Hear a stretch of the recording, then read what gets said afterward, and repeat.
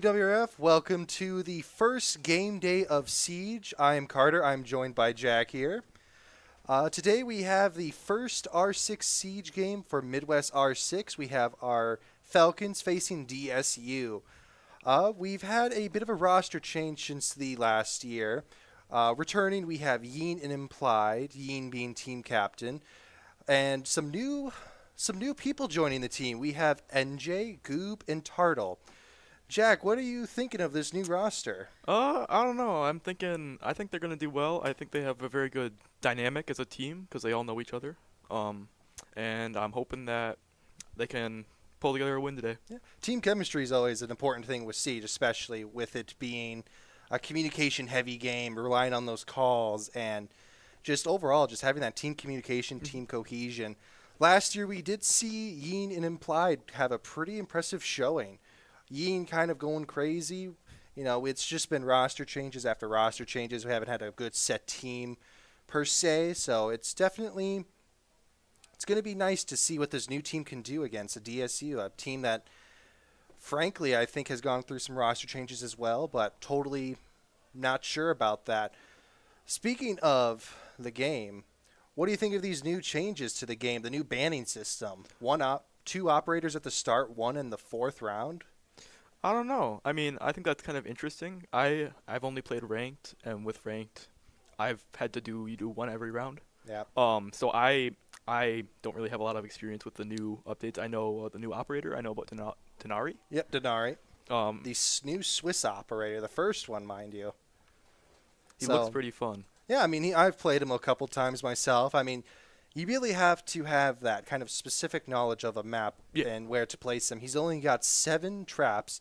Recently, Siege, or Ubisoft, I should say, has recently nerfed him a tad bit to make it so if you do not have the connectors kind of, I guess, starting out with each other, visible to each other, they have a 1-second delay or so before they are connected. So lines of sights have to be unobstructed, but you also have to be careful with making sure they're not visible to the enemy team. As for the bans, yeah, it is a very interesting system what UB went with. I mean, what do you think is better, the old banning system or the new banning system? I'm sure for competitive, I think just going off intuition, I think the new banning system would probably be better because if you have a later ban, you can see what your opponents are playing and what they're doing well, or what's really, I guess, getting on someone's nerves, and you can then respond in time with that. Yeah. Yeah, I've definitely seen cases in Pro League, especially in other comp scenarios, of possibly target banning an operator that's pretty strong by the opposing team.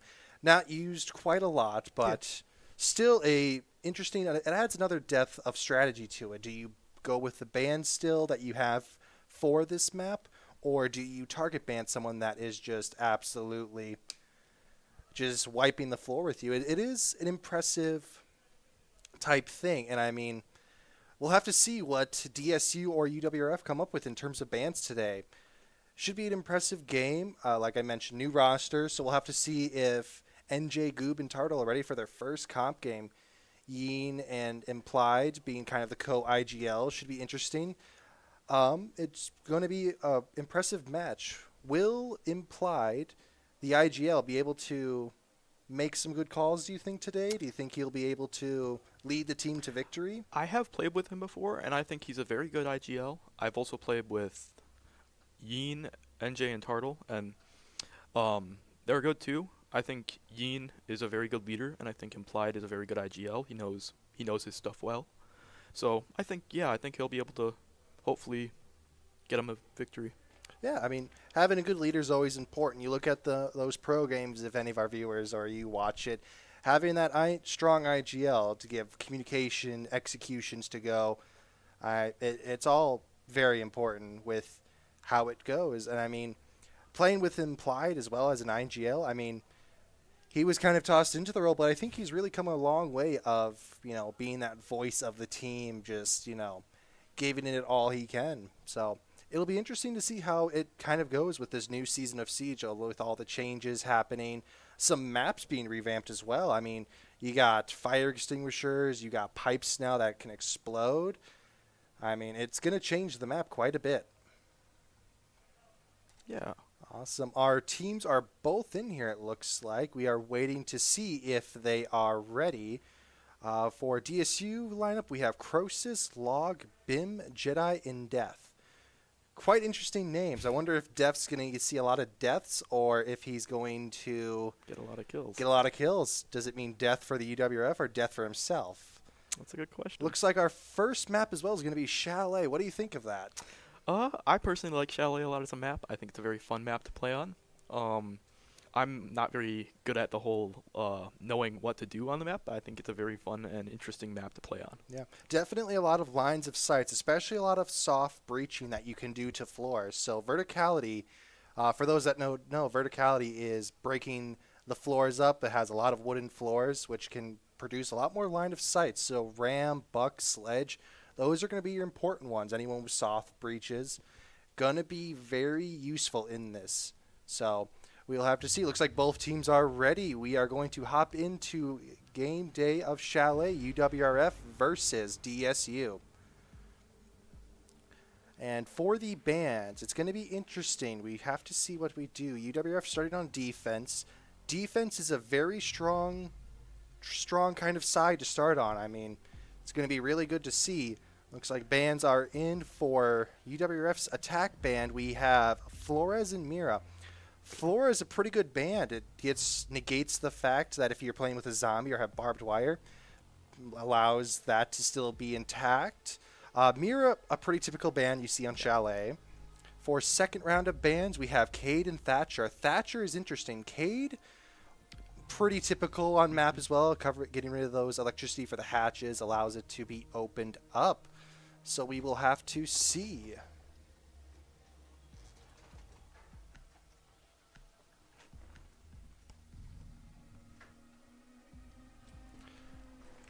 All right, and we are in.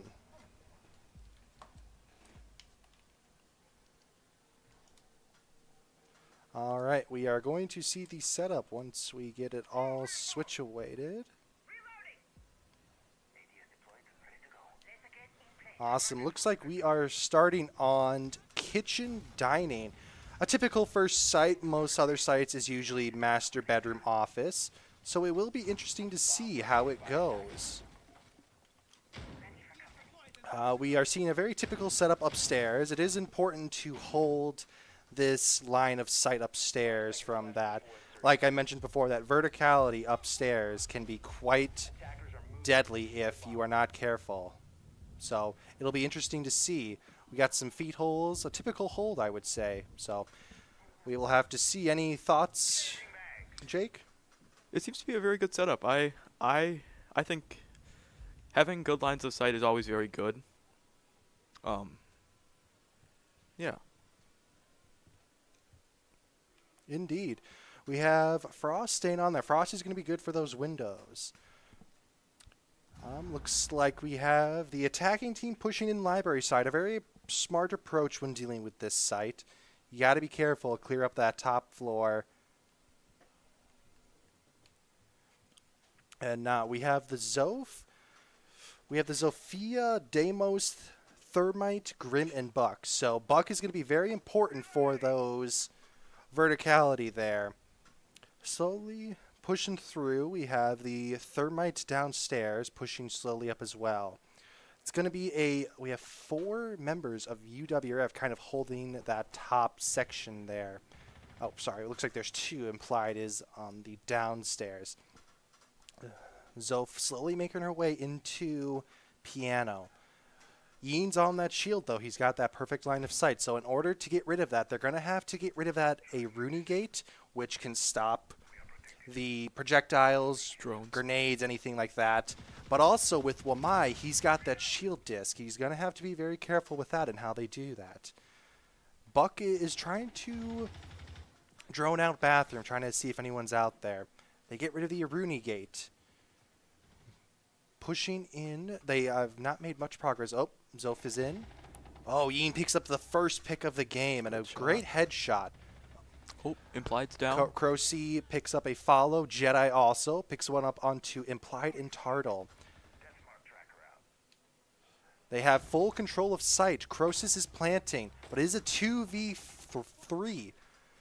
Do they know that he's planting? I don't think they do. We have Jedi holding Fireplace and Crosis. Now it's going to be a game to kind of get back that retake. NJ starting to slowly move up. Jedi is down as well. It's going to... Oh. Jedi picks up 1. Oh, and the trade by NJ. It's going to be round 1 for UWRF. An impressive display, an impressive defense for UWRF. A good comeback. It's going to be impressive. How does DSU come back for that? Granted, it's only the first round of the game day, but a strong showing by UWRF. Yeen picking up the first pick on the Zove. And then with Buck being, I believe, the second eliminated, get rid of that verticality. So it'll be interesting to see what they kind of do, because it looks like we are going back to bar game at another first floor site, the second first floor site. So how are they going to handle it?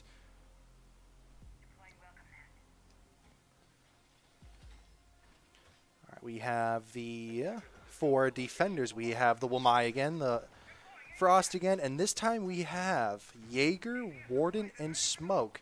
Smoke, as we all know, is really good with those toxic babes. Can kind of get rid of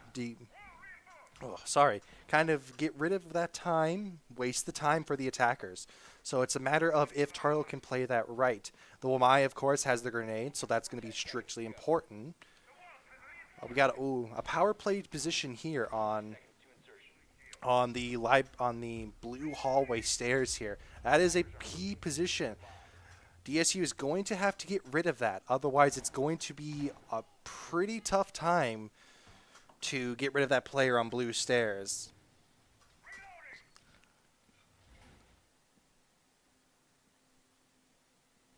All right, we have 4 members. About the same lineup, but this time we have a Ram and a Nomad. Ram, again, is going to be that power play operator to open that verticality. I don't know how much it's going to do well for them on bar gaming, considering that the only hardwood floors we see are on mezzanine and library here. So, I mean, could open some good sites. Smoke is in box. I don't know if they've droned him out or not. Goob is holding a pretty good angle onto Mez. Yeah, DSU opening up the floor. Oh, but do they know about implied in the rat position here? Do they? It kind of looks like Bim knows. Oh, they didn't know. Implied picks up 1. There goes the Ram. Will he pick up enough? He picks up a 2nd. An impressive display by the IGL himself, hiding in that rat position. That's an important position. Drops away. Leaves a 5v3 well in the hands of UWRF. Looks like both remaining two members of DSU, Jedi and Death, are trying to push through the basement. However, NJ holding that stairwell there. Does Death know that he is holding that? It looks like he does. Oh, Death pushing up. Will he get the surprise on NJ? A gunfight taking place. That barbed wire there is going to be a problem.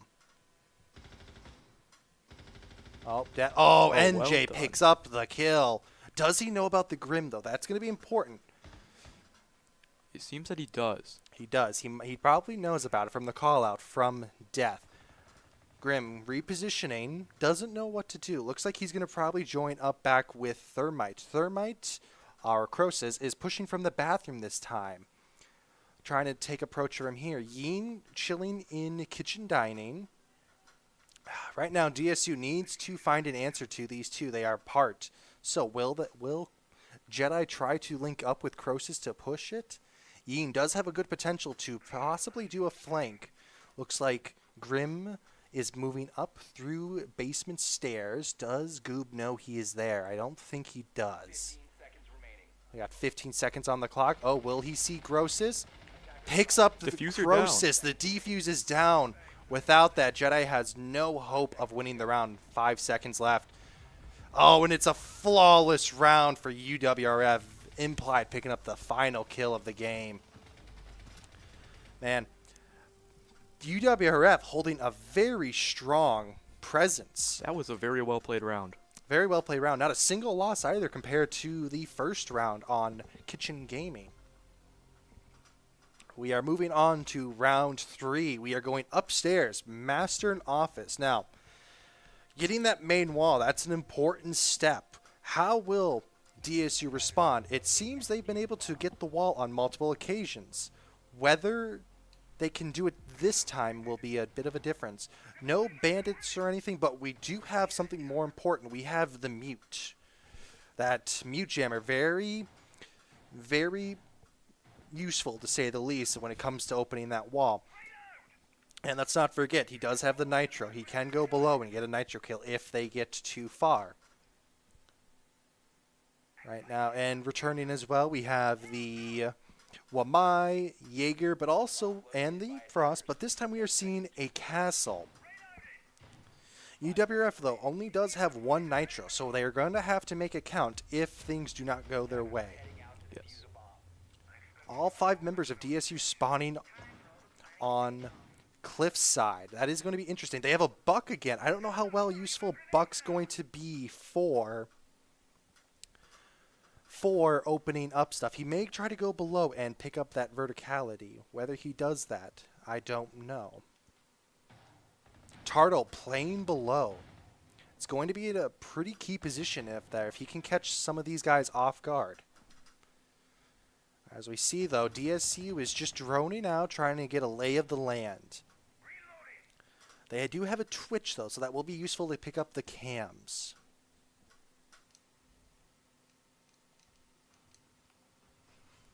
Tartle holding that position. It's a slow kind of move by DSU.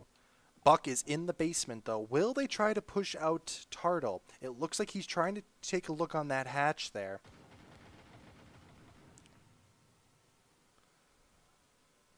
Oh, it's going to be a close one. Got to be careful of that man underneath. Does look like they are trying to open the wall, but that mute jammer there, oh, with the Twitch, it's no problem. So we will have to see. It's kind of a slowish approach by DSU. A minute 30 left. Not terrible, but got to get inside that building and get that defuse down. They are starting to drone. Bim and Jedi are pushing up onto Piano. Tartle taking some damage. Oh, gets taken out by the Buck from below. Oh, it looks like Buck is actually on first floor, so he's going to try to rip some of that up. Jedi takes out Yeen. Oh, they got 3 guys on Mez. Now 4 guys on Mez Blue Hall. Implied downs Jedi. Oh, they are going for the plant. Does Implied... No, Implied picks up Log. Implied being tracked by the Grimbees. It's going to be a dangerous. Goob trying to kind of maybe get a cheeky peek onto Croesus. Buck is still belief, but he is moving slowly up. Slowly up. He's going towards bathroom. Oh, it's a 1v4, and it is for DSU. An impressive display of an attack. Well coordinated. A tad bit slow, but they were finally able to get it. Mute being taken off downstairs is unfortunate. I got rid of that nitro to get rid of it. Now, as we mentioned before, 4th round ban. Who do you think UWRF is going to ban? I don't know. I'm not a very big competitive person, so I don't really know the smart competitive bans. That's a good question. What do you think? Well, it looks like Warden, a very interesting play considering they never used flashbangs against them. Might they try to go for a rush? We also see the ban on Thermite in an interesting display since now with the Ace, it will require a smaller kind of leap hole into. We are going back to Kitchen Dining, a round won by UWRF. Can they make it 2 wins on Kitchen Dining? We are seeing about the same lineup. We have Yeen on Wamai, NJ on the Frost, Implied on the Abruni, Goob on Castle, and then Turtle on Jaeger. We are going to see probably again another strong upstairs hold. Implied making those feed holes. Important to see if you're down below holding. Looks like Log is going to switch off the gridlock to a Deimos. Very important. However, if we recall, Log did get an early pick off by UWRF. So will he be alive to see it longer? Looks like Death, instead of bringing the Bug, is going to bring a Ram. In my opinion, Ram's a far better pick for this map. The soft destruction can be greater, more concentrated. However, the drawbacks is that instead of a gun, you have a device, the Boogie, that can be easily destroyed by impacts or shooting the red tank on the back of it. So we will have to see if they can utilize it.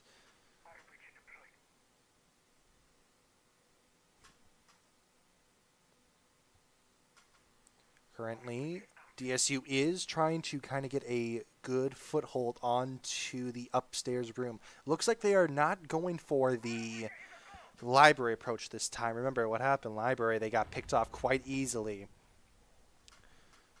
Bathroom window is open. Log can get in. Looks like he is going to start doing that. He is being targeted right now. He is targeting Goob on the castle. It is a matter of whether he can get that or relay it to his team. Oh, NJ with the pick. There goes the Deimos. Now, intel is gone, but they still have the Grimbees. But that early pick kind of sets the stage for UWRF here. It's a 5v4. Death on the windows to set. Onto Sanctuary. Oh, hits the frost map. Oh, I'm sorry, that is a rookie move right there. You always have to look down if there is a frost. And I mean, UWRF has brought the frost map how many times? Like all 4 rounds? Yes. Repetitiveness, you have to know. Defuse is down in bathroom, so now it's going to be a battle to retake it. Implied picks up Death on the window. Bim trying to make a quick play there. Oh, but Ian reads it like a book. Now it's a 5v1 Jedi. Can he get the defuse? But it's a matter of if he can get Yin on the shield there. Yin might know where he is. Jedi trying to make a play here. He can't go much anywhere, but Goob is also watching that rotate, so you have to be careful. And Goob picks up the kill. Another flawless round from UWRF. I'm going to have to say, I think the first floor is UWRF's best site so far. They've been able to stop them in their tracks back to back, minus the second floor site, but it has just been a brutal slaughter for DSU, not losing the defuse in bathroom, having to fight their way back. But we can't forget NJ. Amazing pick on the Deimos there. Yes. All right, it looks like we are going back down to Bar Gaming. Another win by UWRF in the second round. They were able to pick it up. I believe that was their first flawless round on it as well. I think we got one more, didn't we? We did get the one this last round, but I believe we had, for Bar Gaming, a flawless round as well. Yes. So we will have to see. Goob bringing the Tachanka. That is going to be good for Denial. He does have that shield, which is going to be important, but an interesting pick, Tachanka. As we all know, if anyone has played Siege before, back in the good old days, he did have his old ability. Now he's got the Shamika launcher. He used to have the turret, but now that is his primary now. So it is going to be interesting what they can do for it. My question is, are they going to check the rat position where Vincent is, or implied is going to hide? It is going to be a matter of whether they can or cannot. Or if they remember, because that's where he was last time and he got the 2 picks. Yeah, he did get the 2 picks on, I believe it was the Ram and Nomad last time. Interesting lineup here for DSU. I don't know if they think they're in the basement or something. They're bringing the Habana. An interesting choice for a first floor site, considering that there's only one hatch into Bar Gaming. Right now, Log and Bim trying to kind of pressure that library side. Jedi and Croesus are kind of taking a more upstairs approach. Jedi starting to drone out a bit.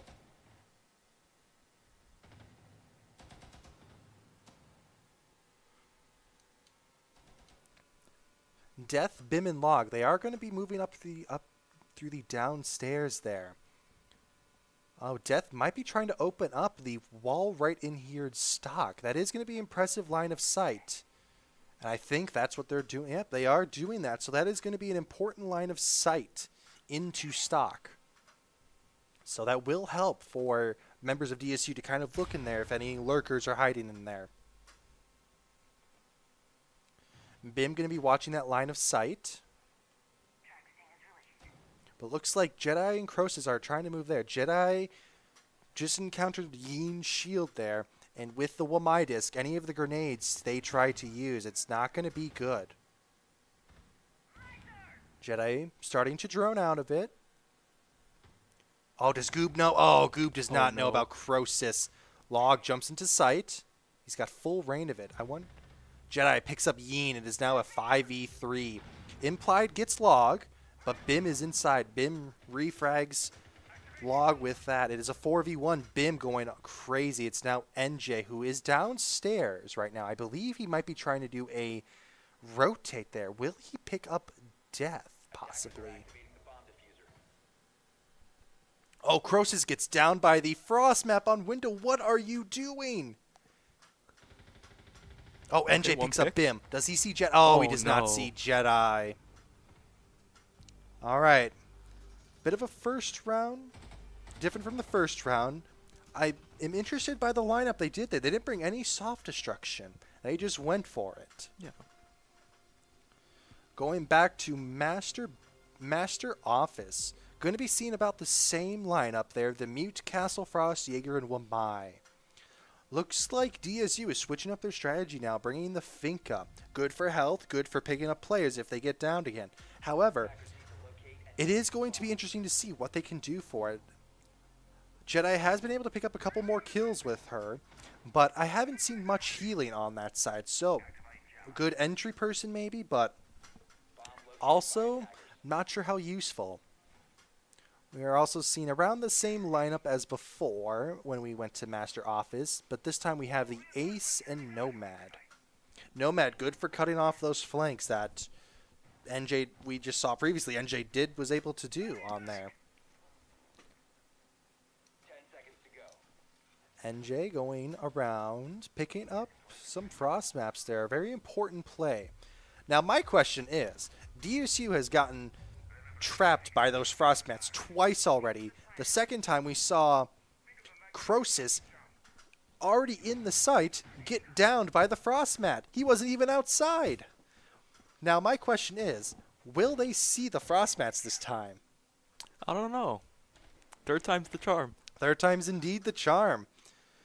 Shield on piano, another good power play position. We have two hard breachers this time. We have the Habana and Ace.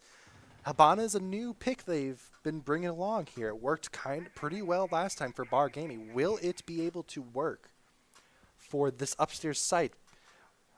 Because not only is Habana able to open up hard breaches, she is also able to open lines of sight, which are important, as we saw in Bar Gaming, opening up stock wall there. I will say DSU has gone a fast approach here inside. Oh, that was a unfortunate toss on the first ace charge there. But it could be used pretty well. However, I'm not... Oh, I see what they did there. They got rid of the hard breaches. Throw one at the bottom, one at the top. Oh, Implied trying to get alongside onto Log and Bim. Bim trying to kind of approach that, but he's got Jedi. Oh, Jedi picks up Implied. Unfortunate, it's a 5v4, but that Wamai is going to help greatly. Bim trying to contest Yin right now. Not sure why he's shooting a wall that you can't shoot through. Someone might want to Moss check him here, see if he's got them wall hacks on or something. Oh, Croce is going for the plant. Does UWRF know? I don't think they do. Oh, the defuse is down. Oh, my. It is a back-to-back killing spree here. Turtle's got to get back upstairs. Goob's the only one on site, facing 3 players right now.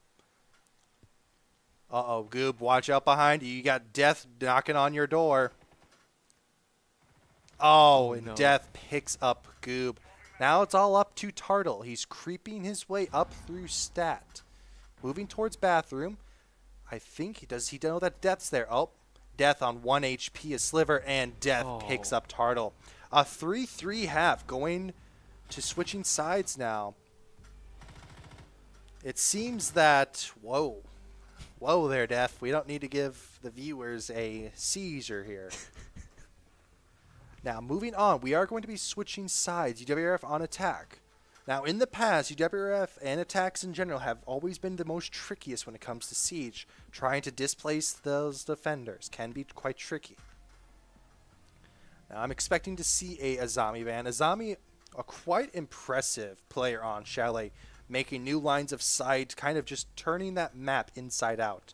Thermite, a typical ban here for a Heart Breacher. Don't want to open that.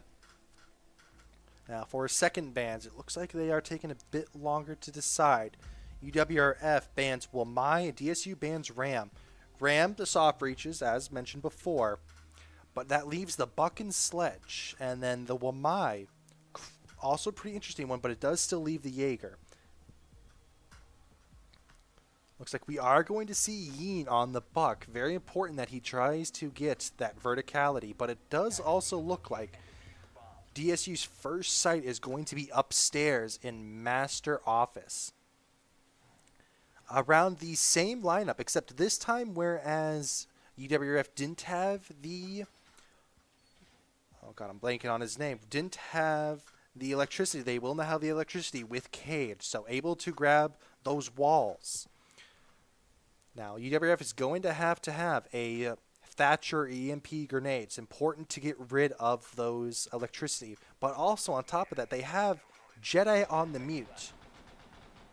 Oh, Death, what do you have in store right now? Looks like he was going for a pick. A very interesting frost mat. I can't tell, but it does look like it's crooked a bit. I don't know if that's a mistake or if that's a power play I've not seen before. I have not seen that before either. That's a very interesting play if that was intentional. Yeah. All right. UWRF, all of them spawning library side. Looks like NJ is trying to work his way towards the bathroom Belk there. Got to be careful for the runouts and peaks, but it does look like Castle has, for the most part, castled most of those windows off. Death is on the castle. He's playing mezzanine. Going to be careful of that Capital, though. That Capital, with those firebolts, can displace him. But will that stop him? It looks like he's got log and support. Turtle starting to drone a bit, but do they know Death being in box? I don't think they do. Oh, Death picks up Yeen. Oh, but it's a good trade by NJ, but do they know of Log? Log taking some damage. Log is kind of trapped there, trapped by 3 operators with lines of sights. Log taking some more damage. Log is down. Oh, and NJ picks up the kill. All right, it is a 4v3 now. Lost the Buck. It's not too troubling. We're not on a downstairs site, but we still have the Mute, Cade, and Frost. And I don't think UWRF has any impacts, maybe on the Capital. It's going to be important to open up that wall.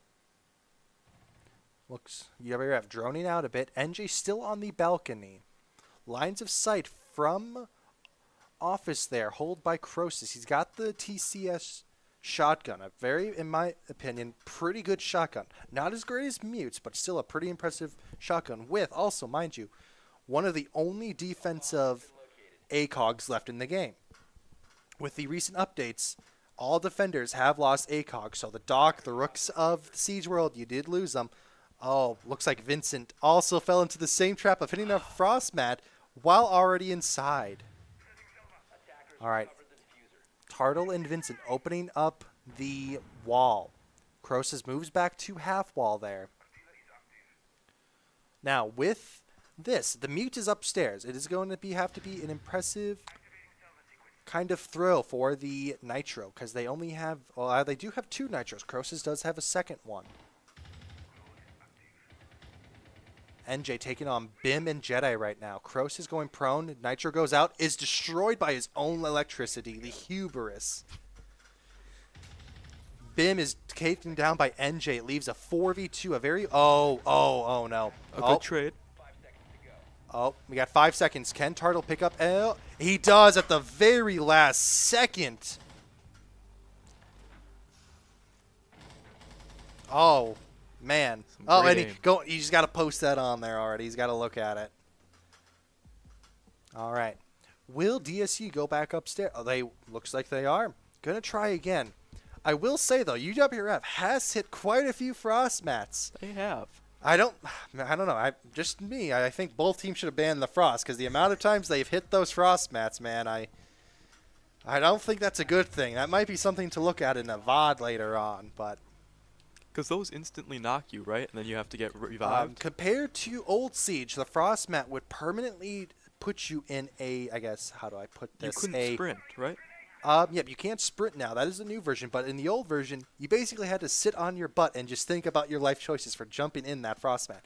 With the new update, they do have it. If you hit a frost mat, you can pick yourself up, but you can't sprint, and it leaves a blood trail. So it is a bit different now. But, as we've seen, I mean, they just keep getting back up from those frost mats. But, again, got to look at the floors there. Yes. Implied was the ace there. He was on the mezzanine there. He should have seen the frost mats. Yes. And he was already inside, too. He wasn't jumping into big window there. Seeing a very similar lineup here, except this time, instead of the Cade, we have the Bandit. An interesting choice, probably going for the Bandit tricking. A very, in my opinion, very annoying thing to deal with at times, to open up walls. 4 members of UWRF, Goob, Tartle, Yeen, and Implied. We're going for the same kind of stick here. Death, inside box, log on Mez. Death going to have to deal with... Oh, how do you let him do... Death, you had the initial line of sight there. You got to pick up those kills. Log now stuck on Mez. He's got a line of sight now. It's very reminiscent of last round. Oh, he moves inside, but he's got 3 players just barreling down on him. Tartle picks up the shot on him. A very similar play-by-play, I think, of last round here. 5v3 again. Yeen gets rid of the frost mat that time on big window, so Good. Implied's ankles are safe now. However, they still have the Bandit on there. The Bandit tricking going to be pretty difficult. Jedi and Bim kind of holding back. Oh, and that is both of the impact EMPs gone. Unless someone else has got them, but I don't think they do. Goob going down below. I think he's going to try to open up those walls. He does. He does get the one on the left side. Not ideal, but also Yeen is also down there as well. He's able to get that other one as well. Oh, Croesus picks up Tartle. That's the Capital gone. Firebolts and smoke bolts now gone. Croesus is down, though, by Goob. I don't think he knows. But, however, Jedi and Bim are on B site. Goob trying to push forward. Oh, NJ is taken down by Bim. Unfortunate. Now it's a 3v2. Oh, Goob picks up Jedi. It's a 3v1 technically. Croesus is still down. I don't think UWRF is quite aware of that quite yet. Picked up. Diffuser going down. Oh, and Yeen picks up Bim. An impressive display by UWRF. Their attacks have been looking pretty damn well. They have been very coordinated. The Buck is quite smart. Unlike last round, the Buck was still alive, able to pick up those bandit batteries. Third time's a charm. No, we are going to basement, wine, and snowmobile. Now, I don't know about you, but basement can be quite tricky sometimes for attacking. Most teams tend to ban Mira. We do have the Mira in play there, so we can watch that wall there. Yes. A pretty easy nitro toss into there. We'll have to see if UWRF can respond quite well to it. Will they have to watch out for verticality on the first floor? DSU will have to be careful of the verticality. However, they only have the Buck right now. Yeen on the Buck. We've seen a pretty decent performance for him, able to get rid of those bandit batteries, kind of reposition himself when another player has fallen. We saw that last round with NJ dying on bathroom Belk. So it is going to be important to see what they can do. However, we have to keep in mind, we do have a Valkyrie. Those nitros, I count 1, 2 nitros, both held by Jedi and Log. Those depending on where they place those Valk cams, it is going to be important where they can pick them up. And there we see right there the prime mirror spot, I would say, for Basement. If you don't ban her, she can get those lines of sights right onto Snowmobile Garage. So UWRF going to have to be careful with that. They don't have any hard breachers is what I'm noticing, though. Implied might have the Striker, which Striker and Sentry, both the rework of recruits, can now take 2 gadgets. So is it possible he has the EMP and hard breach? That could be a very good play. A very good play indeed. We also have no electricity or mute jammers whatsoever, so getting those hatches won't be impeded by... Looks like we're going a top-down approach. But it does look to me like DSU is just more or less anchoring on site. Not worrying about the kind of going all over the place, but just staying there. It's a minute 50 into the round, though. Gonna have to pick up the pace a bit, UWRF. You gotta get down there. You gotta drone quickly. You don't got anyone down there. Oh, but Log is creeping his way up West Main there. Oh, goes back down, not wanting to take it. Hatch is open over Wine. Goob watching it. It's watched by Death, though. He's got a pretty sneaky angle on it. Yeen being droned by 2 drones, it looks like. Oh, do they see Death? Oh, they see Death. But I wonder if they see Croesus over here on the shield in Tuck. I don't think they do. Mind you, he is the Warden, so any flash grenades aren't going to go well. Takes out the mirror window, gets rid of that line of sight there. Bim holding blue hallway. Oh, Yeen just pushing in, not worrying about it. Oh, be careful of the Croesus on the shield as the Warden. He's got a shotgun and SMG. Deadly combo. Yes.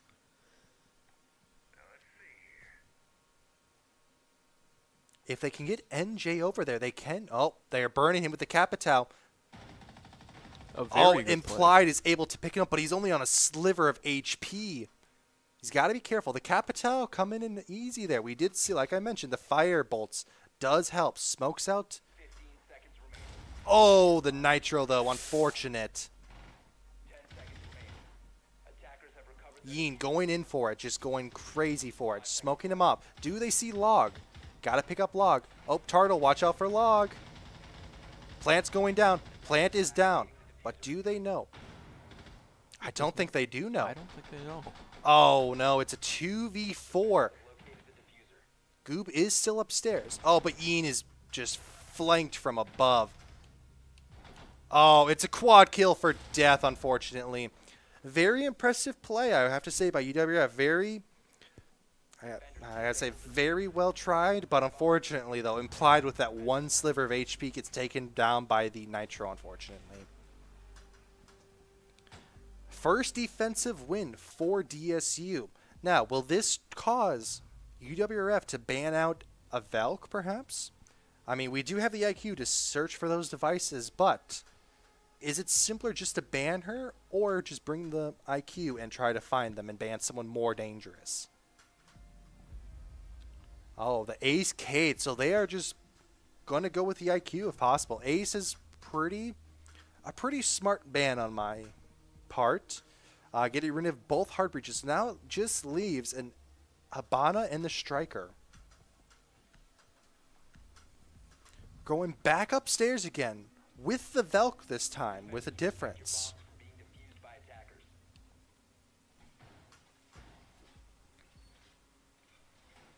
It's going to be interesting because with that Velk, she can lurk below and pick up an easy Nitro kill on default plant there on half wall there. A lot of ADS is going on to piano door there. It's going to be important to protect that shield position. However, I will say that shield is a bit interesting in terms of that. Usually most players place it facing towards the door. This one, they have it kind of facing towards the wall. So are they going to have someone playing in what I like to call suicide here? in that hallway right behind Jedi there.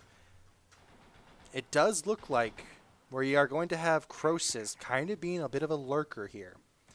UWRF is going to have to be careful of what they can do with that Nitro in hand. Log again on the Mez death on box position. Kind of moves out though.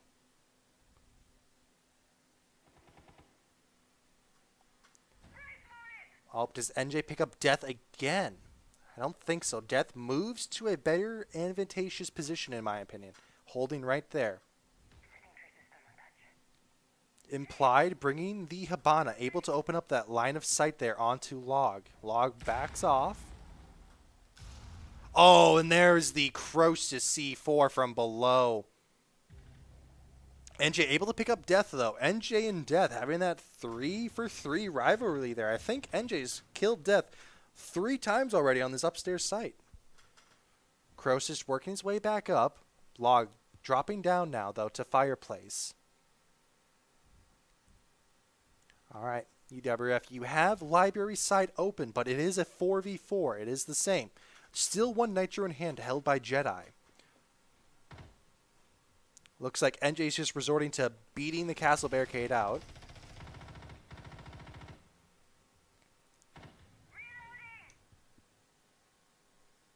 Implied going for the wall. They only have the mute jammer this time. But Tartle does still have those impact EMPs. I don't think that they muted the wall though. Oh, nope, they did. I take it back. Goob's going to have to be careful of that. Take out the mute jammer there. NJ holding bathroom balcony. Wall is open now for Imply to get in there, but Bim is holding it. Ooh, Bim takes some major damage from, I believe it was NJ or Tartle. I think it was NJ. Holding that long sight from piano window. Tartle droning it out. Sees Croesus. Oh, that long sight with Goob and Croesus. Oh, they fire him out. Oh, come on. Oh, there you go. 3v3 now. So back and forth. Goob, though, doesn't know about the mute, I don't think, on that area. Might have a slight clue with it.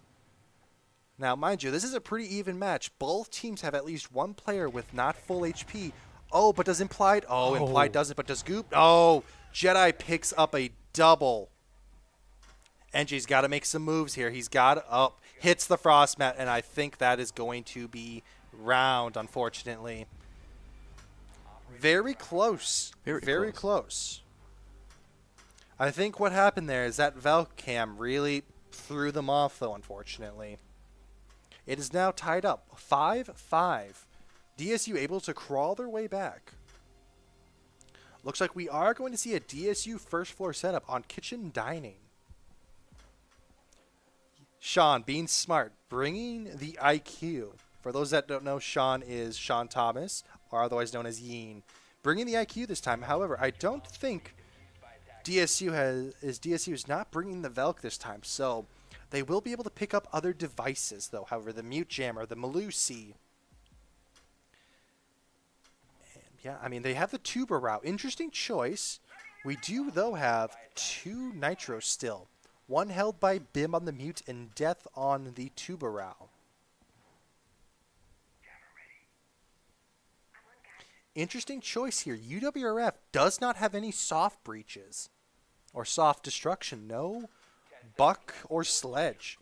Obviously, you can use the Ash charges and her breaching charges to do it. However, that is a waste that could be potentially used on those castle barricades.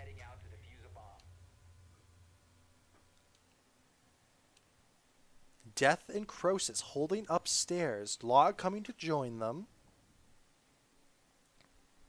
Croesus getting that last wall in. Has to be careful. Log and Croesus holding upstairs now. It's the Malusi and Frost. Interesting. They got those 2 walls. Looks like they're going more for a sanctuary hold for right there. Drones going out on UWRF's side. One's checking Mez, one's checking Piano. However, they only have Croesus on the Frost holding upstairs.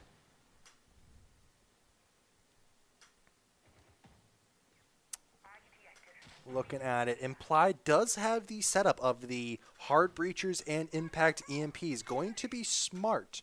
Goob also does have the soft breaches there so they can tear up that wall.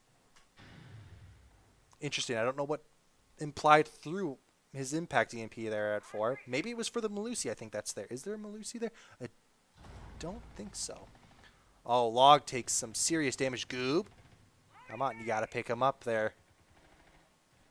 Log holding it for his life. Oh, Log is taken out by Yeen. Croesus moving back now towards bedroom. UWRF starting to push on. Croesus still upstairs though. Oh, Goob. Gotta be careful of that. Croesus picks him up. Retreats back to Sanctuary. Yeen trying to go for it. Implied droning him out. Oh, Yeen is able to pick up Croesus. It is now a 5v3. 4v3. 4v3, thank you, sorry. However, unfortunately, oh, NJ, man, you got to hit those frost mats. Unfortunately, though, they did lose Goob, who has the soft breaches. It's all up to Yi now to get those verticality open. Bit more trickier now since he's the only one that's got soft breaches now. Jedi is holding in a very smart spin. Oh, takes some heavy damage. Both him and Yeen now on the same health. Malusi holding West Main. Drones are going out. Bim is on full HP, hiding on bomb chassis there. With that hatch open, they have to be careful. Yeen kind of still trying to scout the area out a bit. We reach a stall. We got 15 seconds left. UWRF has got to make a move. But with Bim still there, it's going to be difficult. Oh, Bim takes Turtle. Implied is planting defuse. Can he get it off before time goes out? He does get it off, but death is on his door. So is Jedi. Oh, Implied able to get... Oh, and Bim picks him up. It is a 2v2. 2v1. Yeen's got to watch that defuse. Picks up one. Can he get a fourth? Jedi's got to get rid of Yeen on top floor there. He is holding a very good angle on it right now. No defuses whatsoever. Will he try to... He's going for the long arm. Oh, Yeen gets him off. Trying to fire up towards him. Going for the defuse again. 9 seconds left. And Yeen picks him up. We are going to match point for UWRF. A close game. Their attacks, while slow, is very methodical. Yes. Match point. Now, DSU's only hope here is to win this next round and go to OT. If not, it's going to be map 1 for UWRF. And we are going back downstairs again. Last time, UWRF got the diffuser down, but lost, unfortunately, to the overwhelming might of DSU. So now, this time, they got to be careful of that Warden inside tuck position and that Mira. They are bringing the Bandit as well.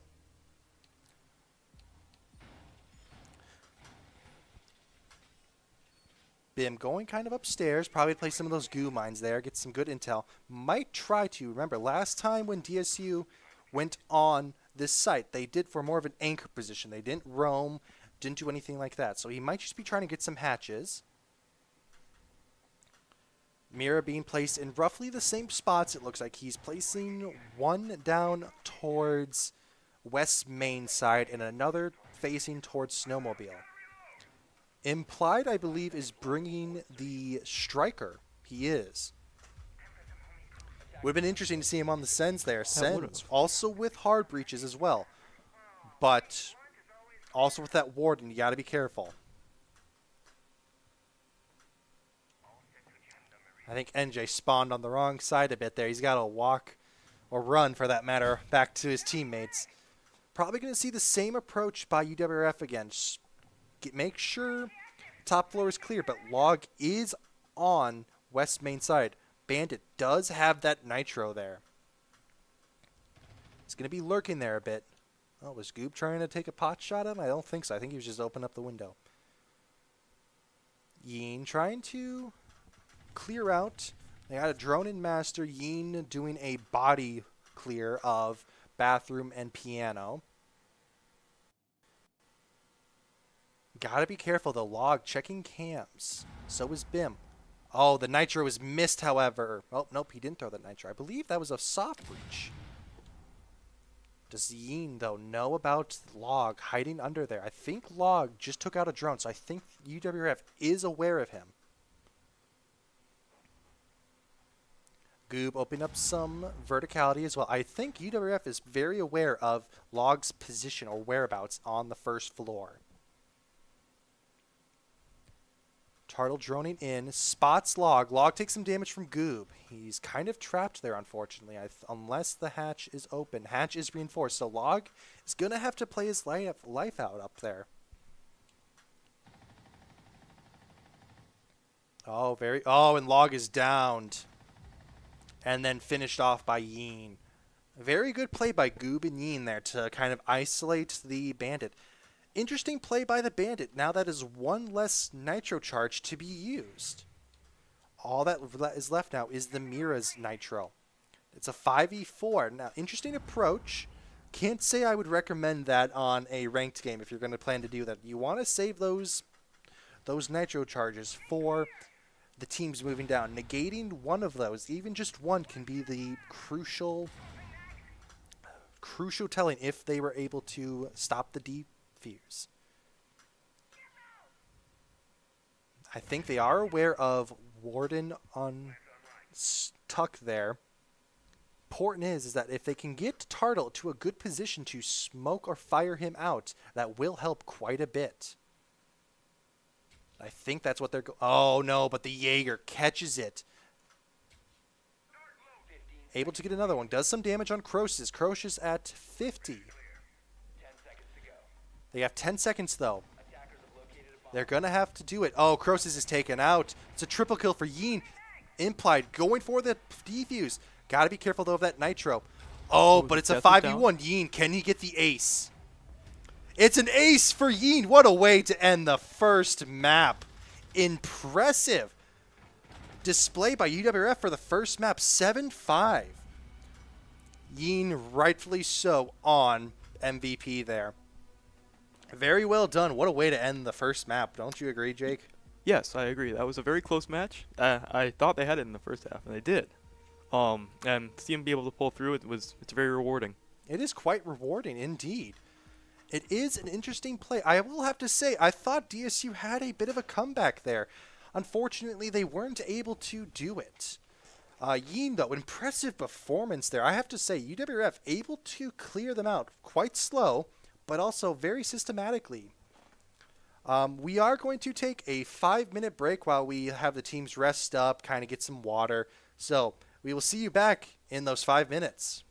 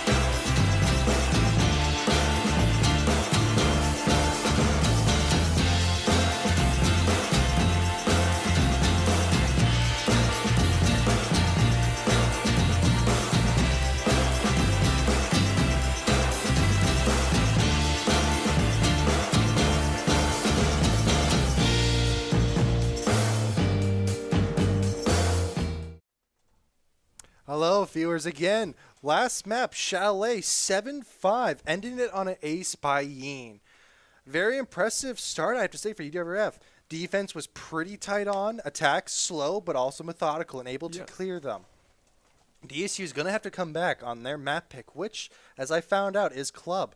Chalet was UWRF's pick of map choice. So we are going to Chalet, UWRF starting on defense again. So it is going to be in kind of a toss-up whether they can come back from this on their map pick or if they're going to get 2-0'd now. For those that don't know, MWR6 runs on a best-of-3 scenario. So if UWRF wins Clubhouse, they win this, I guess, game day per se. Series, game day, whichever you guys prefer. Any thoughts as to what UWRF could improve or what think they should keep doing? I think that their defense is very strong. I think that their strategy and their communication is almost on point. I think that their attack, while it is a little slower, as you said, it is methodical, and because their communication is good, they are able to get the advantage, even with defense usually in most scenarios being at the advantage for most. Indeed. DSU, let's talk about them. Croesus, he is the strong team lead here. What I want to see now, mind you, I am a UWF student. I can't diss my fellow Falcons, although I have on occasion with those frost mats there on Chalet. Log does need to pick up a stronger case there. He was the bandit on the final round of Chalet. A very interesting play by him to bring a nitro cell to first floor and then also get immediately killed. He was the first pick of that final round there. So DSU is going to have a bit of I think of a pep talk here to get them motivated. This is their map pick, starting off on attack. Good way to get it out of the way. Attacks on Clubhouse. Clubhouse, fairly basic map, one of the OGs, I should say, of Siege. Much like Chalet, a lot of room for soft destruction if you are going basement or first floor. Granted, first floor is not usually the site many take unless they're trying to mess around. Those three big sites that we are probably going to see is Cache CCTV, Master Gym, and Basement. Basement, a very strong play for those Nitro, so potentially Valk we might see again, but it looks like both teams are ready. We are going to map 2 of Clubhouse.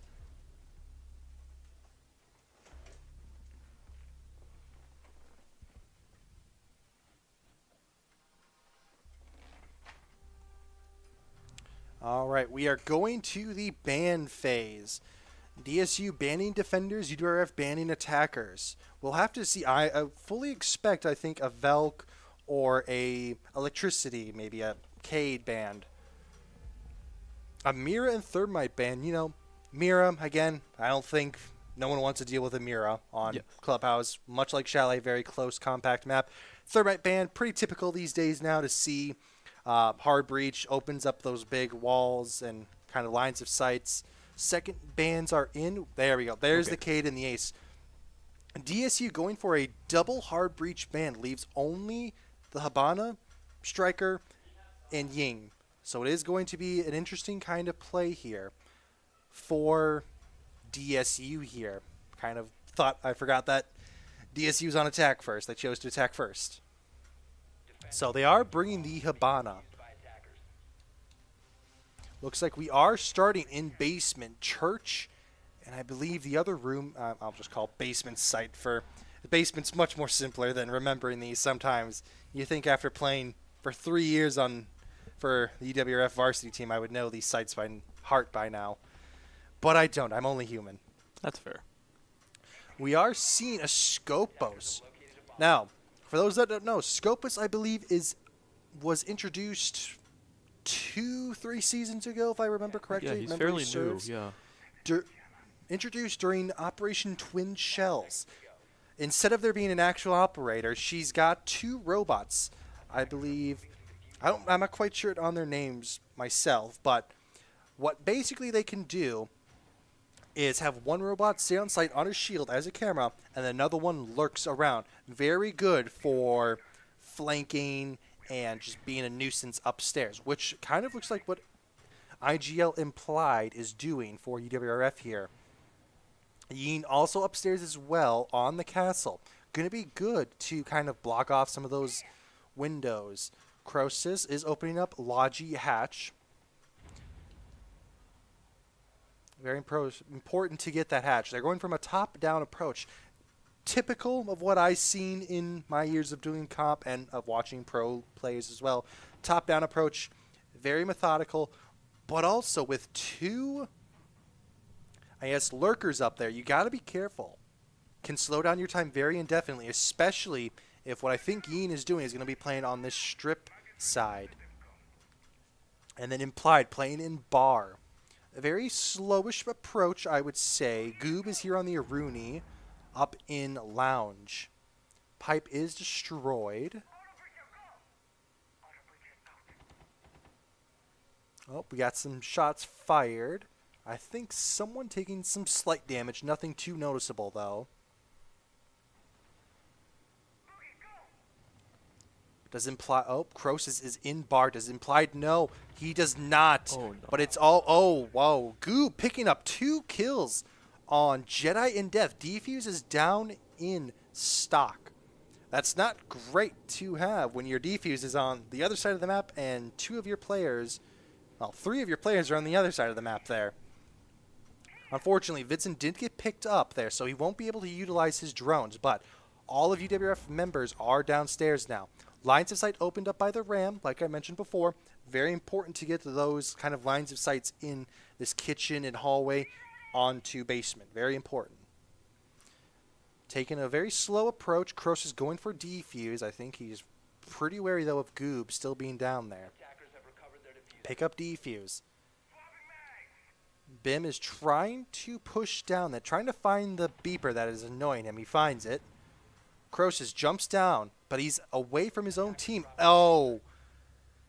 I'm sorry, DSU. What was that? You have 2 of your teammates on one side and you have another going down that side? I don't think they were ready for that. Bim is able to pick up Tartle. Does he know Goob's still there?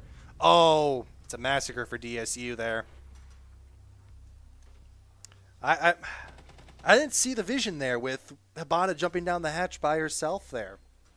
Not usually a good strat when 2 of your teammates are pushing down main stairs and you have defuse and you die right there. Yes. We are going to a second floor site, gym bedroom. Now, I've been in NJ's position before as the Frost on here. Can be tricky sometimes holding where he is going to hold, unless they've revamped it sometime between it. But if I know where he's planting, and also, I hope for the life of them, DSU has figured out that there are frost mats on those windows. What most players like to do, mind me, is like to place it on these 3 windows right here. 1 in construction, 1 in gym, and 1 in bed. Mostly the common kind of frost mats that you see. So hopefully DSU is aware that there's a frost. We'll see. Not totally sure. But also, like I mentioned now, there are those explosive pipes and fire hydrants. Adds a bit of more depth to the game, but also you got to be careful of those. NJ, yeah, there you go. Let it burn and explode first. Don't lose some of your health to that. That's not a good way to go. Yeen is holding top red with the shield. Yeen does love his shields, I have to say. We saw him on Chalet be an absolute demon on it, so it's a matter of if they can hold it. Implied is helping him. Goob looks to be on the first floor. I think he might try to go for a good flank. As for DSU, we are seeing a very interesting lineup here. We have the Maverick, Zoph, and the Osa. Osa is another shield player, not much like Blackbeard, Monty, or Blitz, but does have those shields that can help with those windows. They are trying to be careful. Death droning out Logi. I don't think anyone's in there for the most part. Tartle holding a nice bathroom position. Wall is open, though. Bim watching the crossfire. Pretty slow entrance. Minute has gone by already. Jedi. Oh! Goob goes for a nasty flank. I don't think they had any drones watching that, I'm going to be honest. With Clubhouse, much like Chalet, you got to be careful of those flanks. Yes, there is 3 ways up, but the flank option is still there. With Goob now, that means they can kind of refocus their efforts towards... Oh. Oh, a nasty play. Oh. 4v3, Croesus moves into bathroom, picks up NJ. It's a 3v3. Oh, a 3v2. Oh, no. UWRF, what is going on? You had it. Planting on default. Goob moving up main stairs, implied. Oh, he doesn't know that Death's still there, though. I don't think Goob knows he's there either. Picks up one. Can he find another? Does some damage to Croesus. Croesus repositions towards... Oh, and no. Croesus is able to pick it up. I'm sorry, UWRF should have had that round. They had it all mapped out. I think just a lack of communication there on where they were, unfortunately. Completely Happens to the best of us. Yes. But I got to point out, Goob has two nasty flanks on that. Ran from bar lounge all the way to garage. Picks up the Grim, played by Jedi. Runs back over and picks up the Osa. Unfortunately, he couldn't pick up the Maverick as well. But... such is life. Moving on to round 3. We are going to CCTV and Cache. As I mentioned before, another common sight. Honestly, I enjoyed what NJ plays as the Tubarao on this map. Very fun. I've played it on unranked a couple times as that. Picked up, I think, 3 kills recently as it. Works like a charm. And what I mean by that is... what NJ is going to do, he is going to open up some floor holes, I believe. He's got that DMR, so it is going to help him quite a bit. We also have the Mute, Smoke, and Castle. And as well as, I think, Yin's favorite operator at this point, the Wamai. I think he likes it a bit too much these days. That's very possible. He's doing very well. He's playing very well for Wamai. Oh, indeed. Indeed he is. Now... CCTV Cache. What I like about this is if you have that Maverick. Now, Maverick is considered a wall breacher. He has that blowtorch of his, which he could do is to open up those walls, repel over here, and open up some lines of sight there against UWRF. Gonna have to be careful with that. But as far as I can tell, it looks like he's waiting for Death. Now, what he could do like he did with the Ace on Chalet is get rid of the bottom floor and the top. But with that Tubarao, kind of slows him down a bit. And then I think he'll go up to the top there. Yep. Get rid of that wall, turns it into a soft wall. Ash is there to ash it open. Yin on the catwalk. Alright. Wall is open on CCTV. Gonna have to be careful now, Yin. You got that line of sight there by Croesus. Implied trying to pick up 2, but he's facing 2 dudes, Bim and Jedi. Trying to go for that. I think, yep, both are in, so possibly that he could get him. Jedi is watching it, though, like a hawk. Oh, Implied takes out Jedi. Defuses down. Will Yin be... Oh, fire does kind of tickle him a bit, and Croesus is able to get the kill. It is a 4v3. Oh, when did we lose Bim? Did Bim get down at the same time? I believe he did. Oh, that completely went over my head. Croesus is outside. Implied still downstairs, though. Defuse is still in garage. Log trying to find Implied there in lounge. He's going to be a rat, I think. Just going to stay there. Has 3 members upstairs. Death creeping through. Implied picks up another. Picks up the Capital. But does he know of Croesus? I don't think he does. Gets a very unfortunate peek. Goob is killed by Death. NJ's watching it quite carefully. Implied is down. It is considered technically a 2v2 unless they can pick up Implied. But Croesus is able to pick him up again. 25 seconds remain in play. 2v2. Croesus on the catwalk. Got 15 seconds.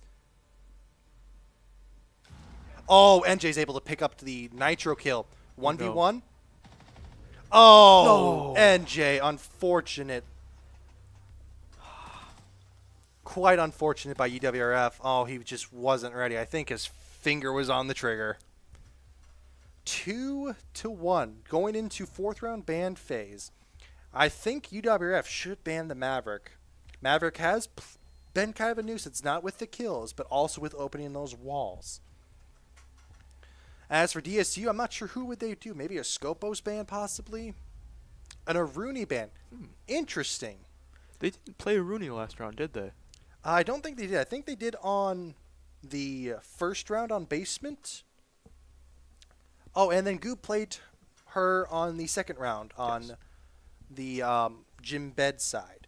A very interesting ban, though, by DSU. I can't say I've seen a Rooney ban on Clubhouse before, so a quite interesting ban. We are going back down to Basement again. Implied bringing that Scopos again. Looks like Yeen's going to share the love now with NJ. NJ now on the Wamai. Now, like I mentioned before, if DSU knows where they are, they might want to bring the ramp for that verticality. Doesn't look like anyone's switching quite yet. I don't think they're going to switch to the ramp. An interesting choice by them. They do have the Super Shorty on Gridlock and the Ash charges on Death, as well as the secondary, I guess, revolver shotgun that Grim has, if he does have it. But in terms of verticality, I'm not sure if they are prepared for that. Lines of sights didn't really help that time, but it's the verticality that's quite important with this sight. NJ playing in oil, Goo playing on bar, and then we have Implied and Yeen upstairs. A very static hold. I believe one calls that an SSG roam. Of course, named after the esports team Space Station Gaming, a pro league that plays in the North American League of Esports.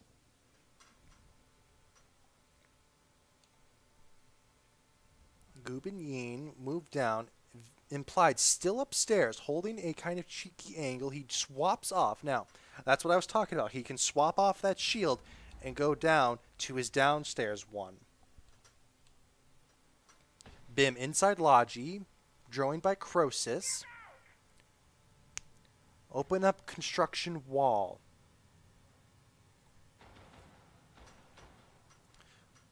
Grim does have his bailiff. That's the name of his secondary pistol shotgun.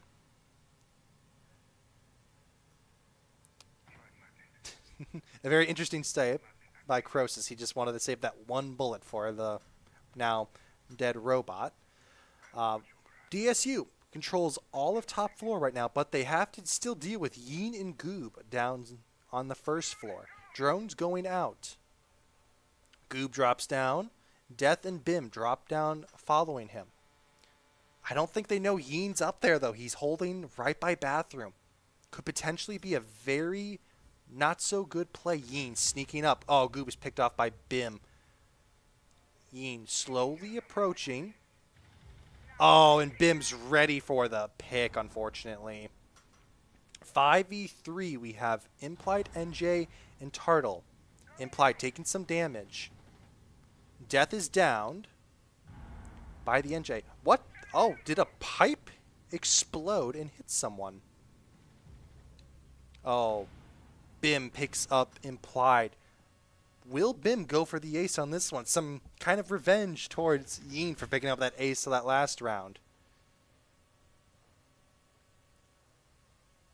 NJ and Turtle only on sight. Bim going towards Armory.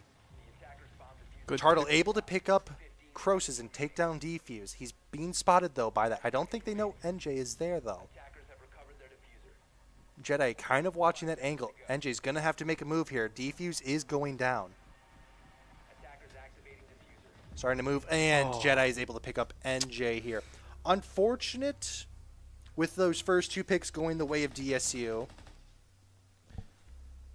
Quite unfortunate indeed. Will UWRF take a pause here, a timeout? I don't think so. I think they're going to keep playing it out. Where, oh, where will they go? They are going to CCTV and Cash again. Now, last time they almost had it. It was a 2v1, and then Croesus on the Maverick was able to pick up both NJ and Tartle.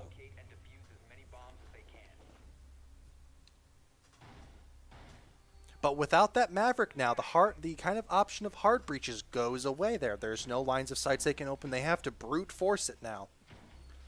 Unless, of course, one goes for the shield rush, bringing that Monty Blackbeard with the rework, having the shield and gun now, kind of being a very terrifying figure at times. And then as well as the Blitz, also, in my opinion, the worst type of terror to face, a shield with flashbangs. Implied is downstairs. Ian probably going to take up that position again on the catwalk. Tartle on the Bandit. Bandit walling some of the, I believe, only 2 of the garage walls. He also gets the 2 CCTV walls as well. Interesting change of strategy by UWRF here. However, what most viewers probably don't know is that with the tuber out, you can 2B trick. With the electricity, if it's EMP'd out, they can throw it on the wall, wait 7 seconds for it to go, and the electricity kicks back on and knocks out the hard breaches. Oh, Death picks up an early kill on NJ, unfortunately. Oh, from below, too. Ply trying to get some revenge, it looks like. Oh, Goob instead gets the revenge. With that shotgun. As I like to call, some shotgun diplomacy. It's a 4v4 now. Buck and Tubrow now gone. Both important picks. The Buck could have opened up some verticality from downstairs to displace some of those players on UWRF. Also as well, with the electricity there, and I think no EMP grenades. Yeah, no EMP grenades. Wall on CCTV is going to stay open. So DSU is going to have to essentially brute force it through either red or garage. And I think what we're seeing right now is a garage push. Yeen able to pick up the Deimos, but he is like being essentially hunted by the entire team here. Flashbang is sent. Yeen backs up. Doesn't take much damage from the firebolts. Tartle able to pick up Croesus. It's a 4v2 now. Both players on DSU are on this side. 2v3 Jedi able to take out Ian on the catwalk, but implied Tartle and Goob still reign, and Goob still has those toxic babes, those toxic gas grenades, can deny the plant and waste their time a bit. Jedi and Log only remaining 2 on DSU, pushing up, Log droning for Jedi. Goob throwing some toxic babes, getting ready just in case they try to do something. Some pot shots by Jedi. Oh, and there it is. Now, with 30 seconds left, those can be quite important. Both of them on the catwalk trying to do it. Oh, and there's the second gas canister. Looks like they're entering. Oh, planting on default. Do they know about... Oh, and he's gassed out, and he goes down to the gas. 1v3, Log jumps in. Shotgun diplomacy. Oh, Goob, I thought you almost died there, my friend. But like I said, that shotgun diplomacy is ripe for the taking. Quite brutal with that shotgun there. Now, 3-2 in favor of DSU, but it's not over yet. We have one more round, round 6, to decide what the scoreline will be. Now, 3-3, we saw that last on Chalet. DSU was able to make it back to 3-3. Will the same be said for UWRF on this? I think so. The comeback is, quite frankly, real. I could not agree more. Going back down to basement, we are seeing roughly the same players here. The Scopos, Castle, Wamai, Legion, and Mute. Now, it is a matter now. If they can stop this, it does look like Log might bring the Ram again. We didn't see that last round on basement. First round of basement also had it. Kind of fell apart there with that verticality. Now, will they be able to, I guess, right word here, kind of capitalize on this time? Log, unfortunately, not having a great game. going 0-4, but game's not over yet. Could be time for an ace potentially, or a good quick 3K or 4K. Both Yeen and Implied holding upstairs again. Bim must love that Zilf. I mean, Zilphia, one of my favorite operators, love the AK, and love her ability to get rid of that sometimes. He also has shown quite to be pretty good on the Zilphia there. Croesus on the Hibana. Interesting that Jedi has defuse. Logi hatch is open. Yeen kind of backs down a bit. Scopos also drops back down.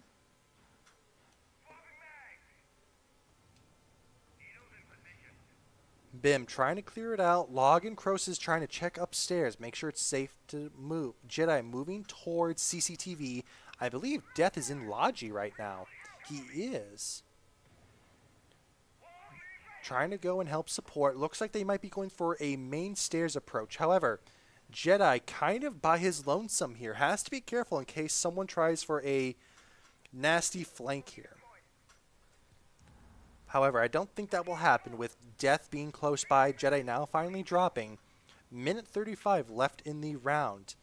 Death deciding to just beat it as well. I think now, though, he's realized that Jedi's got the hard breach. Although he's just still going to beat it, though. This time, UWRF taking a more anchored approach, not having Yeen stay upstairs anymore. Log starting to open up some of those verticality there.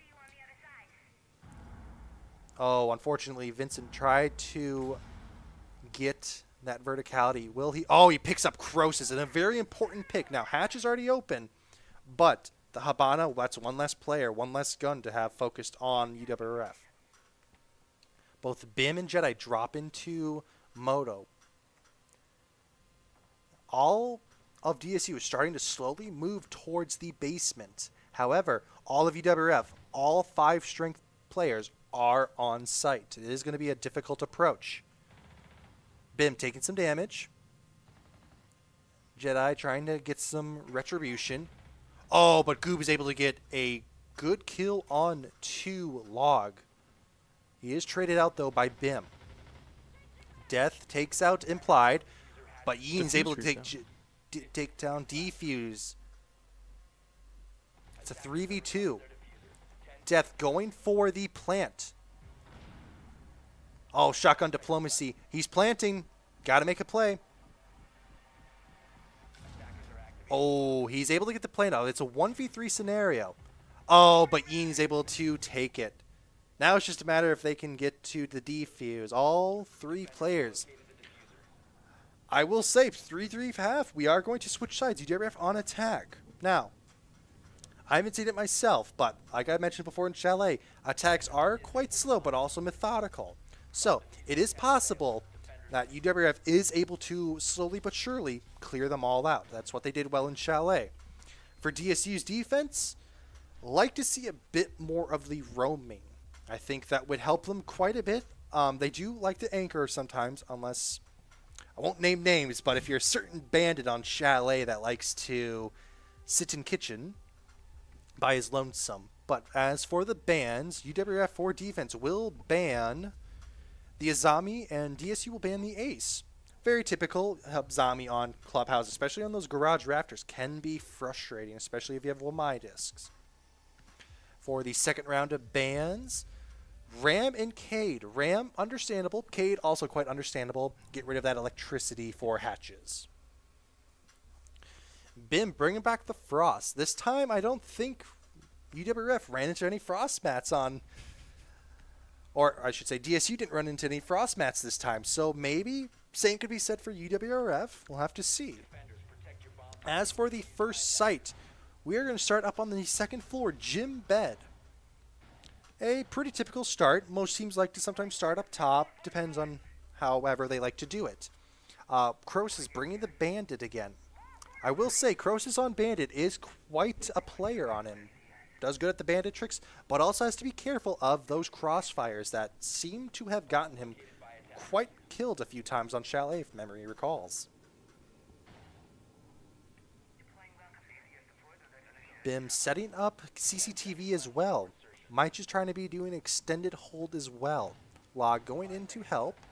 Might seem a similar setup towards for DSU, what they similar to UWRF did. Shield on red, very smart play. You have a mute jammer and bandit batteries on the wall. Quite important, helps quite a bit get rid of those drones, but also Cross is playing the bandit, can bandit trick, much like 2B tricking. EMP the bandit, placing down another one.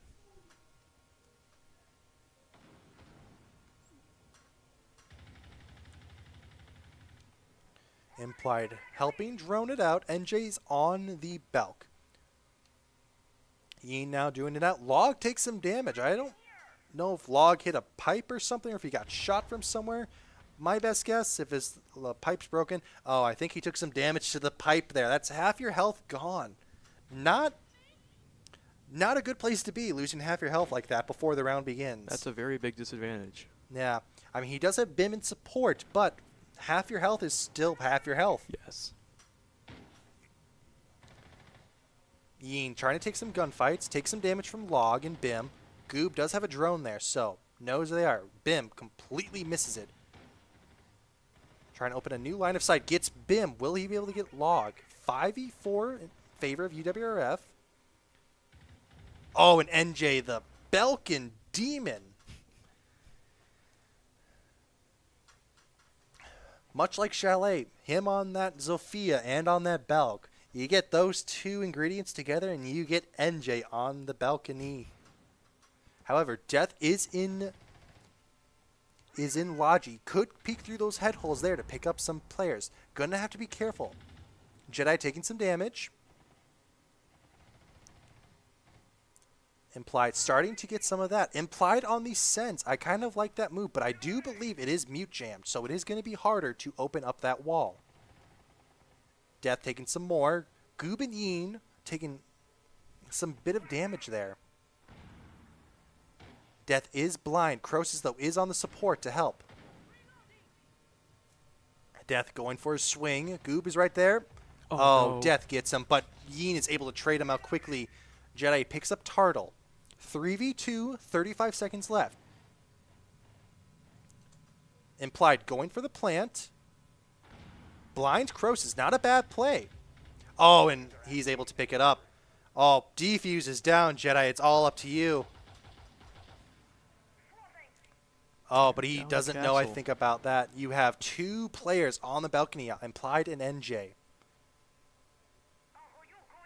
Oh, doesn't help. Oh, but that might a bit. But Jedi is on there. He still has his Nitro. He could toss it out to pick up one. Does NJ know that? Oh, Yeen from across in construction is able to pick it up. Ooh, what a nasty little angle there he had. Very well done. 4v3 in favor of UWRF. Going fairly well for them so far. Attack. Oh, DSU takes a timeout. 45 seconds to discuss amongst themselves. Now, seeing what you said, what do you think DSU needs to work on a bit here? Personally, I think that they are very good with their anchor game. But I think that maybe they might need to be a little bit more aggressive. I agree. Maybe. You only have, I believe it's Bim and it was Log, I believe, on the kind of more anchored roaming per se. Has to be more aggressive for this UWR attack. We did see in Chalet they like to anchor a lot, like to stay on site a bit. Unless you do the normal thing and go to the mezzanine in Chalet, kind of hold right there towards library. What I like to see from DSU is to be more aggressive. They are losing these gunfights. They are losing it because they are sitting on site. It doesn't offer much. A little bit of a roam could help. We did see that when push comes to shove, they will play the Velk and get a kill. Looks like we are going to gym bedroom again. Some different lineups this time. I'm seeing a Rooney and Mira, as well as the Jaeger. So completely forgetting the wall, not worrying about any wall denial or anything. Although Aruni can use her Aruni gates on the wall, but it doesn't do well in stopping it from being opened. Also, Bim on the frost mats, placing them down. Death also starting to castle up all the windows. A very common play, I would say. Oh, but Jedi. This is new. A mirror on the Logi wall towards construction. Quite deadly, quite dangerous. However, that doesn't say it's invincible. You get someone on the top here on the roof, someone pushing down from the windows or from cache, turns into a not so fun crossfire. Croesus and Bim. Oh, I think DSU hurt us a bit on being a bit more aggressive. Log is on rafters. I don't... Oh, yep, he knows there's a drone there, but also UWRF knows he's there. Croesus is in lounge, watching that as well. Implied grabbing the wall. Log runs back. Oh, almost a pick off there. Very dangerous move, but he's able to survive. Yeen takes some damage, but is able to take out Croesus. Oh. Oh, no. That is not good. Croesus so far has been DSU's top fragger, and I think voice in the game on how to do these strats and execute. So losing Croesus, not a good thing. However, Yeen does take some damage to it. Oh, but Death is on the mirror window. Can watch that. He is, does Bim in support. Oh, Log takes a lot of damage there. Oh, there's two guys on that door. I don't think that door is big enough. Turtle gets shot. I think he jumped into a frost mat. Yep.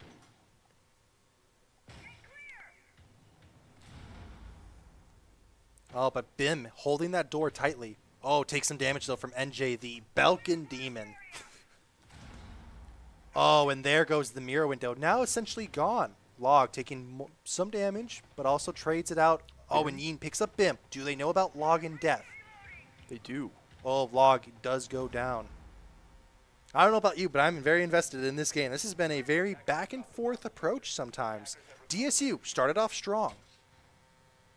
Oh, Death takes some damage from that Capital fire. Log is still down. And he's finally picked up by Turtle. Oh, very important sends wall right there. Oh, Goop, don't watch out for the pipe there, my friend. Death still in Logi. I think they are pretty well known of your location there, Death. I hate to say it. Turtle sending a drone then, trying to find it. Oh. Death is picked up by... Or, sorry, Death picks up Yeen. Defuse is down in Jim. Jedi picks up Turtle. It's a 3v2. Comeback, potentially? Oh, you have got to get rid of that Logi guy. 20 seconds left. Implied goes for it. Goob trying to take out Jedi. 15 seconds. Jumps in. Quickly grabs defuse. Starts planting.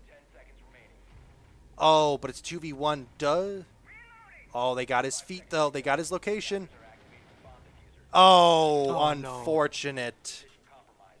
Very close round. Very close round indeed, Jake. Death, though, in that power spot of the Logi. UWRF gotta get rid of Logi.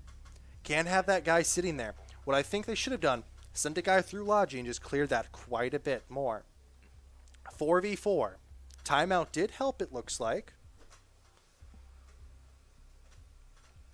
DSU trying to decide where they want to go. They are going to vote for Church Arsenal. We are going back to basement, this time for DSU. Bringing the Tubarao and Mira. Mira on basement can be quite dangerous, though. Placing that Mira on those two walls there on A side, which I believe Jedi is going to do, can make quite a tricky time. Interesting choice for the Tubarao on the hatches. I guess makes sense to grab it, but you've got 3 hatches, my friend, that you got to watch, and you only have 3 Tubi canisters to watch it with. All right, we see NJ bringing up the Doki, very important for roam clearing, and once you get that defuse down, if the Doki's still alive, helps with calling players, finding out where they are.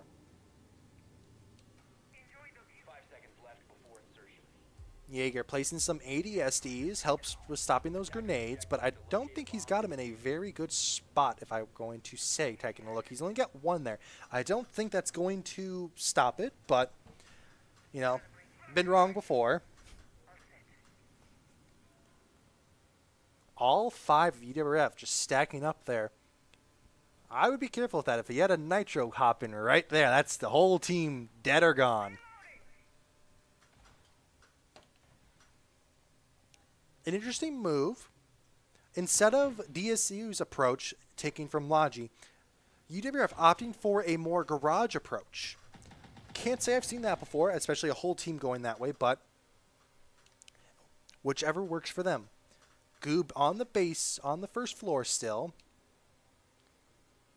Oh, and Croesus is going for a roam here on the Legion. We did see him play Legion, I think we saw him on the Legion on Chalet as well. Didn't go for a roam that time, but this time, oh, do they know he's there? Gotta be careful. Oh, take some damage. Oh, but there's 2 more. Oh, Goob. You gotta pick those up, my guys. That is the Ash gone. Not terribly bad, but also does kind of help get rid of that soft destruction that we talked about. Croesus moves all the way to the basement, I believe. So all of DSU is now anchored onto site.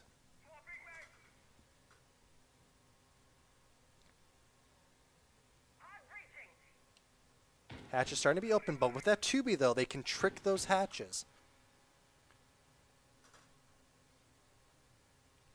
All of UWRF now on the first floor. None of DSU on the top floors. All on basement now. Oh, implied could have picked up log there. However, they have the Mira there. Got to be careful of that. Mira can watch that hatch drop right there and pick it up. Croesus also watching it. He's on half health from his engagement with Goob and Yeen. Implied starting to drone it out a bit. Legion Mine tossed on the door. Sees Croesus. I don't think they see Jedi on the mirror window, though. Phone call goes out. Oh, Log takes some damage. Oh, Log is picked up by NJ. Oh, but what about the Oh, watch up behind you, guys. You have to watch up behind you. Jedi takes some damage. Oh. Oh, what a play by Yeen. Oh, unfortunately, they're kind of locked out there, though. That castle barricade's on Boiler. But Death doesn't stop Death from picking up Turtle. It's a 2v2. Implied goes back to Moto. Kind of a cat and mouse game. Oh. Oh, it's a 2v1. Oh, 1v1. IGL implied versus Death.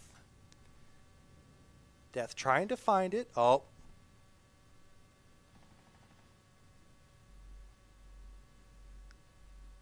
Bit of a cat and mouse game here. Oh, and implied picks up the kill.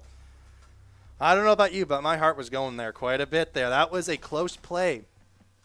Well done, though, on implied's part to quickly clear out the Mira, the Tubarão, and the Legion. Also, with support from Yeen there. What a play. Going into round 10 bans. Who do you expect to see him ban? I want to call the Mira, really. Mira's been quite a bit of an issue. I agree. I think Mira's a very... Oh.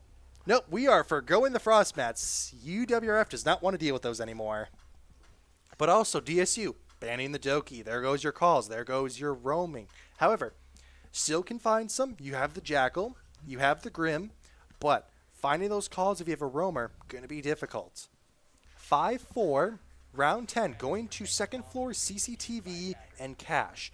I don't think we've seen DSU go to this site. I think we've seen them on gym bed and basement. Seeing a very typical kind of setup here. We have the Mute, have the Bandit, and we have the Castle and Tubarão. So much like UWRF's defensive setup. Same operators, but we do have the Bandit this time. I mean, UWRF did bring Bandit that one time. Did help with keeping the wall shut, and DSU had to cross that way, brute force it, and that, we saw, is not a good way to do it. You have to have that wall opened up. And do you see what I see? Implied on the Maverick there. Going for a similar approach, I think, to what DSU did. And DSU has no way to ban it or get rid of it now. They have to contend with that. So bandit tricking, kind of out of the window now. Death is holding over here by Master and Bathroom. Jedi taking some immediate damage from, I think, I'm not sure where from on it. Oh, I think from NJ.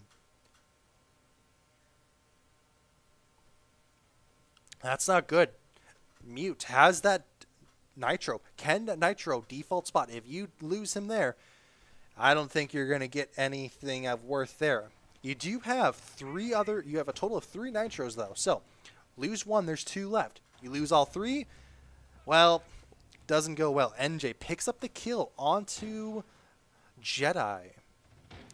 I have to say, I really like NJ on Zofia. Man's been having pardon my French here, a hell of a time right now. Oh, but does they know of Death? Death is starting to lurk right into bar. Moves up towards main entrance. Oh, gotta be careful of that. Implied. Starting to get the wall. UWRF, though, has full control of rafters. Death slowly lurking his way, but you do have NJ watching it very carefully. I think NJ knows that Death's there. Oh, backs off a bit. Oh, implied. Unfortunate. Just, oh, quickly picked up by Turtle. Round still in their possession. 4v3, all players of DSU on the site or near site. Gonna have to make the play. Gotta be careful of the Nitros, though. Oh, Croesus might be going for the Nitro. Small hoe to get it through. Oh, and it is just shanked, unfortunately. Oh, Goob and Yeen able to pick up some impressive kills. 1v4. Oh. 1v3. UWRF has got the site locked down, though. Oh, log. Oh, but it is all for naught. NJ picks up the kill. I have to say it, NJ, whether he's the VP or not, MVP or not, hell of a performance from him today. Very, very good. Match point, UWRF. No bans. Where will they go? Looks like they have opted for Jim Bet again. Now, like I mentioned, Mira is going to be played on here. Same setup, most likely. But you also, that means you have to be careful of Logi. You have to clear it out. Interesting choice by Bim to go as the Doc, I think. But I think at this rate, Bim is just saying, what the hell, we go for it.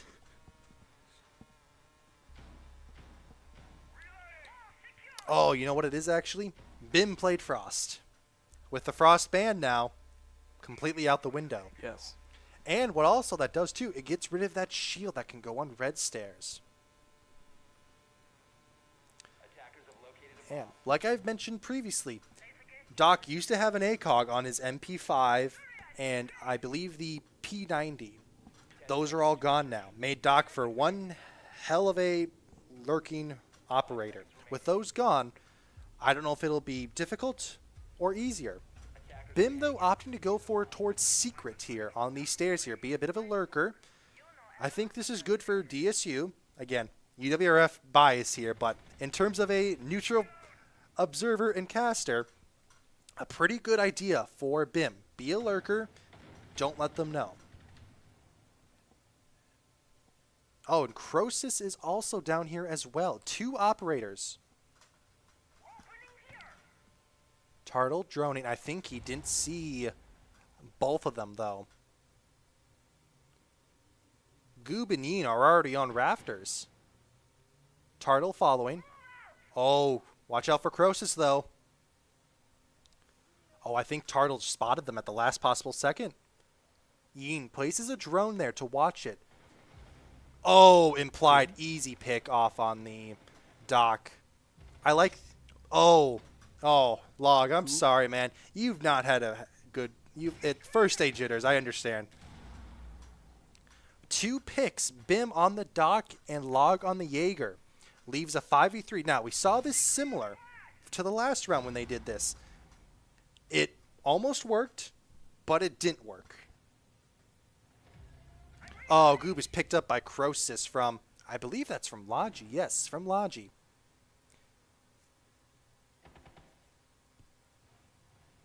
Jedi in bathroom. Death trying to peek NJ in implied. Moves back towards Logi. 2 players in Logi. Oh, implied. You do have the hard breach there. You can use that, you know. Death prone. Trying to get into Logi. Holding a pretty nasty angle there, I would have to say. 1 minute left. 5v3. Match point. Can UWRF pull off a miracle? Tosses out an RU. Very important to do. With the frost mat gone, you don't have to worry about that now. Turtle starting to reposition. I think he's going to go to below. Oh, Ying goes for the plant. Oh, watch out for Croesus, though. Oh, and Croesus is picked up off by Turtle. It's 4v2. Death and Jedi are, I would say, trapped in oblivion here. Death trying to make a play. Oh, but Ying is watching that like a hawk. Oh, yes. And he picks it up. Jedi is all that's left. 4v1, 25 seconds on defuse. NJ. NJ picks it up, and it is a win for UWRF. First win of the series. What a well-played game, I have to say. That was quite impressive, I have to say. Very fun to watch. Very fun to watch indeed. Now, let's talk. Ying, a very impressive performance. 14-7 Goob also, but real MVP in my heart goes out to NJ. On the balcony, on the Zof. Very powerful play, in my opinion.